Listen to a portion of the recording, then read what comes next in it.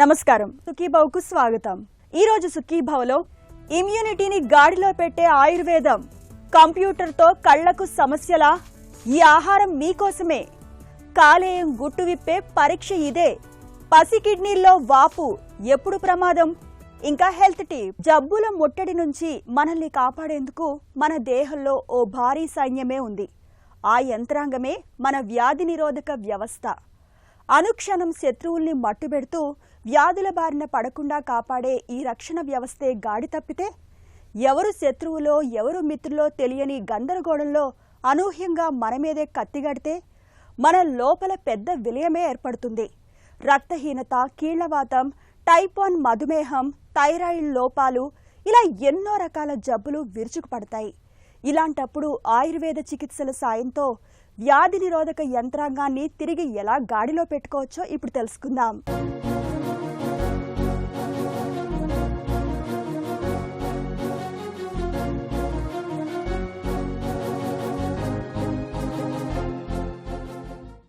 మనదో శత్రు ప్రపంచం. Virus, bacteria, fungus, ఇలా కంటికి కనిపించని ఎన్నో లక్షలాది సూక్ష్మ శత్రువులు నిరంతరం మన చుట్టూ తిరుగుతున్నాయి. అదను దొరికితే చాలు మనలోకి చొరబడి రకరకాల జబ్బుల్ని తెచ్చిపెట్టేందుకు నిరంతరం ప్రయత్నిస్తూనే ఉంటాయి. ఈ శత్రు సైన్యాన్ని ఎదుర్కొనేందుకు మనలోనే ఒక గొప్ప యంత్రాంగం ఉంది. అదే వ్యాధి నిరోధకత. ప్రమాదకర శత్రుజాడల్ని పసిగట్టిన మరుక్షణం నుంచే యాంటీబాడీలనే ప్రత్యేక సైనిక కణాలు యుద్ధరంగంలోకి దిగి వాటిని సమూలంగా మట్టుపెట్టడానికి ప్రయత్నిస్తాయి. ఇదంతా మనలో ఒక పద్ధతి ప్రకారం జీవిత పర్యంతమూ జరుగుతుండే ఒక నిరంతరాయమైన ప్రక్రియ. అయితే కొన్నిసార్లు మన యాంటీబాడీలు తన సొంత కణాలేవో శత్రు కణాలేవో గుర్తించలేని గందరగోళానికి, అయోమయానికి లోనవుతుంటాయి. ఇలాంటప్పుడు సొంత కణాల్ని శత్రువులుగా భావించి వాటిపై దాడి చేస్తూ లేనిపోని సమస్యల్ని తెచ్చిపెడుతుంటాయి. ఆటో ఇమ్యూన్ డిజార్డర్గా పిలిచే ఈ సమస్యలకు ఆయుర్వేదం తనవైన ప్రత్యేక పరిష్కారాల్ని చెబుతుంది. ఆటో ఇమ్యూన్ వ్యవస్థ అంటే మన రక్షణ వ్యవస్థలో ఉండాల్సినటువంటి రక్షక కణాలు మన ఓన్ శరీరం మీద దాడి చేసి మనకు వివిధ రకాలైనటువంటి వ్యాధులను క్రియేట్ చేస్తుంది. ఇది ఆటో ఇమ్యూన్ వ్యాధులు. అంటే మన ఇమ్యూన్ వ్యవస్థ, మనం ఏదైతే రక్షణ నిలవాల్సిన కణాలే మన మీద దాడి చేయడం అనేటువంటి విచిత్రమైనటువంటి పరిణామమే ఆటో ఇమ్యూనిటీ అంటారు. దీనిలో ఇప్పటి వరకు డేటా తీసుకున్నట్టయితే దాదాపు 100కు పైగా వ్యాధుల్ని మనము గుర్తించడం జరిగింది. దీని లోపల సిస్టమిక్ ల్యూపస్ ఎరిథమాటోసిస్, సోరియాసిస్, డయాబెటీస్, థైరాయిడ్లో కొన్ని రకాలైనటువంటి వ్యాధులు అండ్ డర్మటైటిస్ లాంటి కొన్ని రకాలైనటువంటి వ్యాధులు రావడం, తద్వారా శరీరం యొక్క ఇమ్యూనిటీ తగ్గి దాదాపు 45% కార్డియోవాస్కులర్ ప్రాబ్లం, 22% డయాబెటీస్ మెలిటస్ షుగర్కి సంబంధించినటువంటి వ్యాధి అండ్ 3 to 4% క్యాన్సర్ బారిన, మిగతా వ్యాధుల బారిన పడుతున్నటువంటి సంఘటనలు కోకొల్లలుగా మేము ఈ ఆయుర్వేదిక్ డయాగ్నోసిస్లో పేషెంట్ని చూస్తున్నప్పుడు, ప్రపంచవ్యాప్తంగా డేటాను కలెక్ట్ చేసినప్పుడు మనం ఆశ్చర్యం అనిపిస్తుంటుంది. అసలు ఏం జరుగుతుంది ఇక్కడ? అంటే ఈ వ్యాధులు ఇంతగా రావడానికి కారణం ఏంటి? దీనిలో స్టడీ చేసినట్టయితే మనము రీడిఫైన్డ్ ఫుడ్, ప్రిజర్వ్డ్ ఫుడ్, తర్వాత high sugar food and high carbohydrate diet, తర్వాత ఇట్లాంటివి అంటే కోక్ లాంటివి, ప్రిజర్వ్డ్ ఫుడ్, స్టోరేజ్ ఫుడ్ ఎక్కువగా తీసుకోవడం, జంక్ ఫుడ్ తీసుకోవడం, పిజ్జా లాంటి ఆహార పదార్థాలు తీసుకోవడం, ఆల్కహాల్ లాంటి వాటిని మితిమీరిగా సేవించడం, తర్వాత గ్లూటెన్ లాంటి పిండి పదార్థాలని, అంటే మైదాలో ఈ గ్లూటెన్ సబ్స్టెన్సెస్ ఎక్కువగా ఉంటాయి, ఇవి అధికంగా తీసుకోవడం చేత శరీరము ఒక రకమైనటువంటి కెమికల్ మార్పులను పొందుతుంది. ఆ కెమికల్ సైకో న్యూరో కెమిస్ట్రీ లోపల చేంజెస్ వస్తాయి. ఈ సైకో న్యూరో కెమిస్ట్రీ లోపల చేంజెస్ రావడానికి అంటే ఎక్కువగా యాంగ్జైటీ, టెన్షన్ పడడం, వివిధ రకాలైనటువంటి ఆలోచనలు, తద్వారా ఆటోనామస్ సిస్టమ్ లోపల, నర్వస్ సిస్టమ్ లోపల కొన్ని మార్పులను తీసుకువచ్చి శరీరం లోపల కొన్ని రసాయనిక మార్పుల చేత శరీరం ఏం చేస్తుందంటే కొన్ని టిష్యూ మిమిక్రీ అంటే సెల్ఫ్ టిష్యూ మిమిక్రీ లాంటి చేంజెస్ వస్తాయి. అంటే మనం తీసుకునే ఆహార పదార్థమే మనకు నార్మల్గా గుర్తిస్తుంది, కానీ శరీరంలోకి వెళ్ళిన తర్వాత ఏమవుతుందంటే అది ఒక వికటించి ఫారెన్ బాడీగా మారి అది శరీరం లోపల ఆటో ఇమ్యూన్ వ్యాధులు రావడానికి కారణభూతమై ఉంది.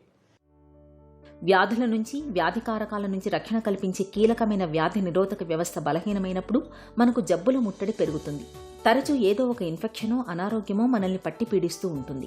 ఇలాంటప్పుడు మనలోని వ్యాధి నిరోధకతకు ఊతం ఇచ్చేందుకు ఆయుర్వేదం తనవైన కొన్ని ప్రత్యేక పరిష్కారాలను చెబుతుంది. ముఖ్యంగా విటమిన్ సి సమృద్ధిగా లభించే నిమ్మజాతి పండ్లను తరచూ తీసుకుంటే మనలో వ్యాధి నిరోధకత చక్కగా పెంపొందుతుంది. పిల్లలకు పాలు, తేనె, నెయ్యి వంటి పదార్థాలని చిన్న వయసు నుంచి అలవాటు చేస్తే వారిలో వ్యాధి నిరోధకత సన్నగిల్లడం అనే మాటే ఉండదు. ఆహారంలో తేలికగా జీర్ణం కాని పదార్థాలని బాగా తగ్గించాలి. వంటల్లో కూడా కారం, మసాలా దినుసుల్ని ఎంత తక్కువగా తీసుకుంటే అంత మంచిది.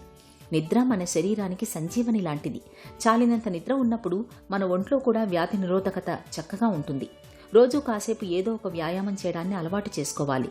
కోపం, చిరాకు, ఒత్తిడి, ఆందోళన వంటి మానసిక ఒత్తిళ్లకు దూరంగా ఉండాలి. 90% పబ్లిక్ సంపూర్ణమైనటువంటి ఆరోగ్యవంతులు కారు. 10% మాత్రమే సంపూర్ణమైనటువంటి ఆరోగ్యం. 90% అంటే దీనిలో 60 to 70% ఏదో రకమైనటువంటి చిన్న చిన్న ప్రాబ్లమ్స్, ఆందోళన, క్లేశాలు, డిప్రెషన్, చిన్న చిన్న హెల్త్ ప్రాబ్లమ్స్, డర్మటైటిస్ లాంటివి, ఇట్లాంటి అన్ని ప్రాబ్లమ్స్ అన్నీ ఉంటాయి. ఇవన్నీ 60 to 70% డేటా కింద వస్తాయి. వీటిని ఈజీగా మనము 3 పద్ధతుల ద్వారా ఆయుర్వేదాన్ని ఇన్వాల్వ్ చేసినట్టయితే మనం ఒక 3 పద్ధతుల ద్వారా శోధన, శమన, రసాయన చికిత్స. శోధన చికిత్స అనేది డీటాక్స్ థెరపీ అనేది ఒక వినూతమైనటువంటి పద్ధతి. ఆయుర్వేదం ఇచ్చినటువంటి, ప్రపంచానికి ఇచ్చినటువంటి గిఫ్ట్. శరీరంలో పేరుకుపోయిన మలినాలని స్నేహ స్వేదాలు అనేటువంటి ప్రక్రియ ద్వారా, స్నేహపానం ద్వారా మనము ప్రాపర్గా మనం 7 నుండి 21 రోజుల ఇది ఒక ఫుల్ ఫ్లెడ్జ్డ్ ప్రక్రియ ఉంటుంది. దీనిలో కొన్ని రకాలైనటువంటి ఘృతాలని, మెడికేటెడ్ ఘృతాలని 7 రోజులు తాగించేసి స్వేదకర్మ ద్వారా వాటిని శరీరంలో నుంచి కోష్ఠానికి రప్పించి వాటిని విసర్జన రూపకంగా కానీ వమన రూపకంగా కానీ బయటికి పంపించే ఈ ప్రత్యేకమైన యూనిక్ ప్రొసీజర్కే డీటాక్స్ థెరపీ అంటారు. ఇది చాలా ఉత్తమమైనది. ఈ డీటాక్స్ థెరపీ తర్వాత శమన చికిత్స. దీని లోపల మంచి రకాలైనటువంటి ఔషధాలని అకార్డింగ్ టు, అంటే సిస్టమిక్ ల్యూపస్ ఎరిథమాటోసిస్ లాంటి వ్యాధి ఉందా, థైరాయిడైటిస్ లాంటి వ్యాధి ఉందా, లేదంటే సోరియాసిస్ లాంటి స్కిన్ డిజార్డర్స్ ఉన్నాయా, మానసికమైన ఆందోళనలు ఉన్నాయా, అకార్డింగ్ టు ద వ్యాధి మనము తదనుగుణంగా చాలా రకాలైనటువంటి వ్యాధులను అకార్డింగ్ టు ఆయుర్వేదిక్ నిష్ణాతులు మనకిస్తారు. తర్వాత రసాయన చికిత్స అనేటువంటిది ఇది ప్రత్యేకమైనటువంటి ఒక కాంప్లిమెంటరీ ట్రీట్మెంట్ మోడాలిటీ. ఆధునిక చికిత్సా పద్ధతుల్లో లేనటువంటిది ఈ పద్ధతి. ఈ రసాయనిక చికిత్స ఏంటంటే it is a sort of rejuvenation therapy. దీనిలో ఏమవుతుందంటే ధాతువుల్ని టోనప్ చేయడం, ధాతువుల యొక్క ఫంక్షన్ ఎన్హాన్స్ చేయడానికి మేము సాధారణంగా గోమూత్ర శిలాజిత్ లాంటిది 10 grams శతావరి కానీ అశ్వగంధ చూర్ణముల చేత కలిపి, కొన్నిసార్లు అవసరమైనట్టయితే స్వర్ణభస్మాను 125 milligrams కలిపిన ఒక ప్రత్యేకమైన కాంబినేషన్ను నెల రోజుల డోసుగా విడగొట్టేసి ఇవ్వడం. తర్వాత ఉసిరికాయలతో తయారు చేసినటువంటి లేహ్యాలను, ఆమ్లకి రసాయనం కానీ చవనప్రాశ లాంటి రసాయనాలు కానీ కొన్ని రసాయనాలను ఇవ్వడం. రసాయని క్యాప్సల్స్ అనేటువంటి ప్రత్యేకమైన మార్కెట్లో విడుదలయ్యాయి. అది రోజు ఒకటి తీసుకోవడము. తర్వాత అమృతారిష్ట ఇట్లాంటివి, పునర్నవాసము లాంటి ఔషధాలను, వ్యాధులను, శరీర ప్రకృతిని దృష్టిలో పెట్టుకొని మనం గనుక ఇచ్చినట్టయితే మనకు ఈ ఆటో ఇమ్యూన్ వ్యాధుల్ని మనం సమూలంగా నివారింపచేయచ్చు. ఆటో ఇమ్యూన్ జబ్బులకు ఖచ్చితమైన కారణాలు లేనందువల్ల వీటిని నివారించుకోవటం ప్రస్తుతానికి కష్టమైన విషయం. అయితే ఒంట్లో వ్యాధి నిరోధకతను పటిష్టంగా ఉంచుకోవడం ద్వారా చాలా జబ్బుల్ని మనం నివారించుకోవచ్చు. ఒంట్లో వ్యాధి నిరోధకతను చక్కగా ఉంచుకునేందుకు ఆయుర్వేదం ఎండు ఖర్జూరాల్ని, ఎండు ద్రాక్ష పళ్ళని మేలైన పరిష్కారాలుగా చెబుతుంది. రాత్రిపూట గోరువెచ్చటి నీటిలో ఖర్జూరాల్ని లేదంటే ఎండు ద్రాక్ష పళ్ళని నానబెట్టి తర్వాతి రోజు ఉదయం వాటిని మెత్తగా గుజ్జుగా చేసి పానీయాల్లాగా నిత్యం తాగుతుంటే మనలో ఒంట్లో వ్యాధి నిరోధకత సన్నగిల్లడం అనే మాటే ఉండదు.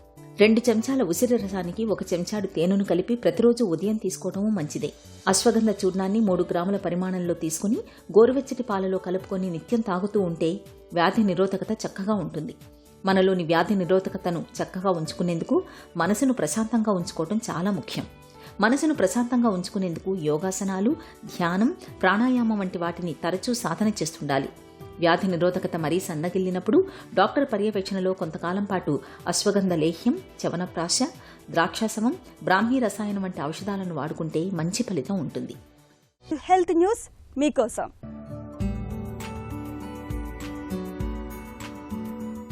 రోజులో ఎక్కువసేపు కంప్యూటర్ వాడేవారికి ఉపయుక్తమైన ఆహారాన్ని సూచిస్తున్నారు పోలాండ్కు చెందిన పరిశోధకులు. స్మార్ట్ ఫోన్లు, కంప్యూటర్లు, ట్యాబ్లు, టీవీ తెరల నుంచి వెలువడే బ్లూ లైట్ మూలంగా ఇవాళ మన కళ్లకు సమస్యలు పెరుగుతున్నాయి.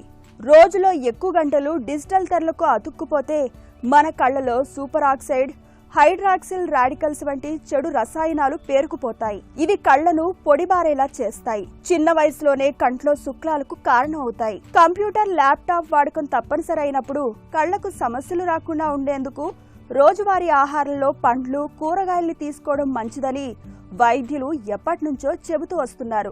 అయితే పండ్లు, కూరగాయల్లో ఏవి తింటే కళ్లపై ఎక్కువ ప్రభావం ఉంటుందనే అంశం మీద వూడ్జ్ విశ్వవిద్యాలయానికి చెందిన పరిశోధకులు ఒక పరిశోధన చేశారు.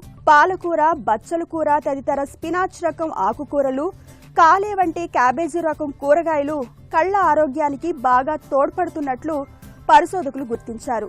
వీటిలో లూటిన్, జియాజాంతిన్ అనే కెరిటనాయిడ్ ప్రోటీన్ ఎక్కువగా ఉంటుంది.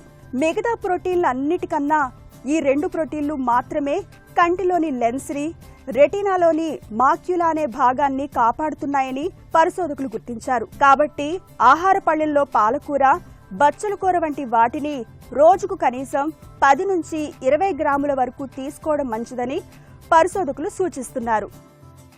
ఏ కారణంగానైనా కాలేయం దెబ్బతినిపోవడం మొదలైతే మనకు సమస్యల బెడద మొదలైనట్టే. అయితే కాలేయం ఉన్నట్టుండేమీ కుప్పకూలిపోదు. కాలేయం దెబ్బతినిపోవడం మొదలైనప్పటి నుంచే వాటి తాలూకు హెచ్చరిక సంకేతాలు మనకు అందుతూనే ఉంటాయి. అయితే అవగాహన లేకపోవడంతో మనలో చాలామంది ఆ సంకేతాల్ని పెద్దగా పట్టించుకోరు. ఇలాంటప్పుడు తరచూ లివర్ ఫంక్షన్ టెస్ట్ని చేయించుకోవడం ద్వారా కాలేయం పనితీరును, కాలేయంలో జబ్బుల ఆనవాళ్ళని మనం ముందుగానే పసిగట్టవచ్చు. కాలేయంలో సమస్యలు గుట్టువిప్పే లివర్ ఫంక్షన్ టెస్ట్ గురించి పూర్తి వివరాలు. రకాల జబ్బుల్లో పైకి ఎలాంటి లక్షణాలు కనిపించు, కానీ లోపల నష్టం జరిగిపోతూ ఉంటుంది. హైడ్రోనెఫ్రోసిస్ అలాంటిదే. వాడుకలో కిడ్నీ వాపుగా పిలిచే ఈ జబ్బు ఎక్కువగా పిల్లల్లో కనిపిస్తుంటుంది. చాలా సందర్భాల్లో పుట్టుకతోటే వస్తుంటుంది. మూత్రం తక్కువగా రావడం, మూత్రం పోస్తున్నప్పుడు మంట, మూత్రం ఆపుకోలేకపోవడం, తరచూ మూత్రనాళ ఇన్ఫెక్షన్ల వంటివి పిల్లల్ని బాగా ఇబ్బంది పెడుతుంటాయి. పిల్లల్లో కిడ్నీ వాపును తెచ్చిపెట్టే కారణాలు, వాటికి పరిష్కార మార్గాల గురించి డాక్టర్ని అడిగి ఇప్పుడు తెలుసుకుందాం.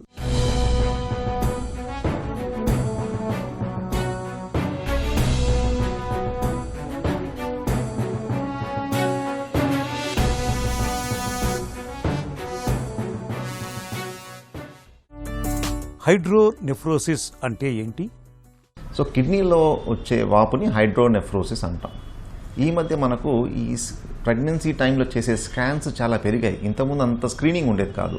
ఇప్పుడు బాగా పెరగడం వల్ల చాలా స్కాన్స్లో మనము తల్లి గర్భంలో ఉన్న బేబీ కిడ్నీలో వాపుని మనం డిటెక్ట్ చేస్తున్నాం.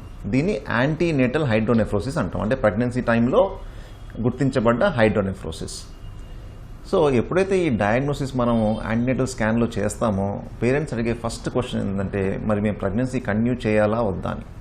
చూడండి, యాంటీనేటల్ హైడ్రోనెఫ్రోసిస్లో 85% బేబీ పుట్టే సమయానికి అదే సెటిల్ అయిపోతాయి.